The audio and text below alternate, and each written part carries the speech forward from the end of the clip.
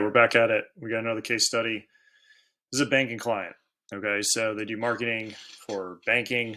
You can send cold email for a lot of different businesses.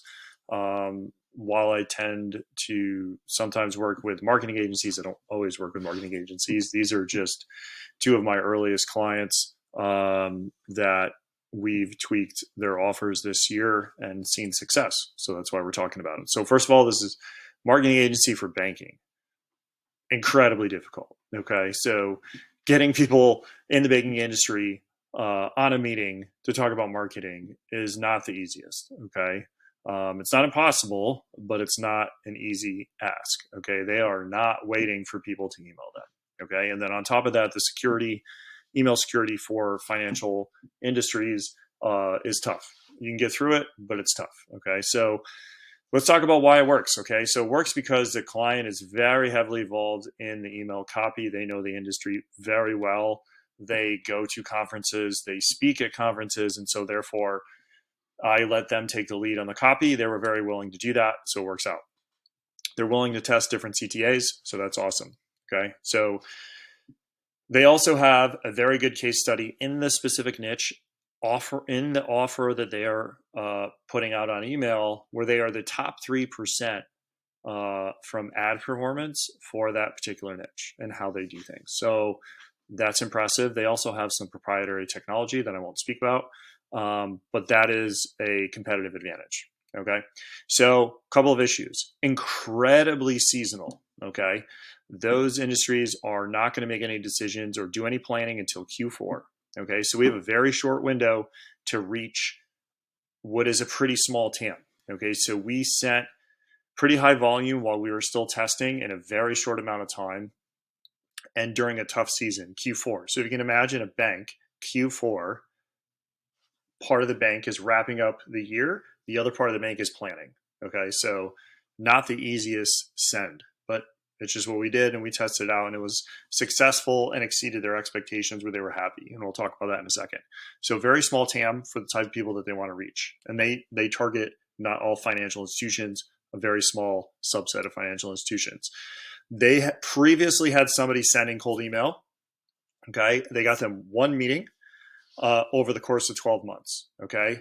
And they were like lukewarm on that. They were like, yeah, like it's a positive ROI, so it's totally fine.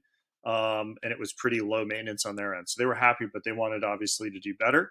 Okay. And they have a long sales cycle. So their clients, to go from, yeah, I'm interested, to signing a contract, it's extremely long.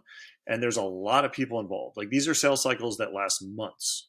Okay. So there's some of this that we've sent in the past few months that is still yet to kind of play out, but they are active in the sales process. Okay. So, all right. So we ran 1.5 months approximately, because we had to pause in a couple of different places for certain reasons based on holidays and things like that and what's going on. But we booked them 7 meetings. Okay. In about a month and a half. Okay. When you compress the time frame on the sending. They have 3 active deal pitches, meaning that they spoke with people. They were the type of people, but they just, for whatever reason, the people were like, yeah, I don't think this is a good fit. And so they kind of balked. Okay. So, but all of the people that they met with were people that they wanted to talk to. Okay. They have 3 active deal pitches. So that's going to be anywhere from 45 to 120,000 for each of those deals. They're not going to close all those deals. Okay. So that's 135K to 260K approximately. 360K. Let me bump that up in their deal pipeline. Okay. So that's a win as far as I'm concerned. They're in the process of closing one very soon, should be any day now.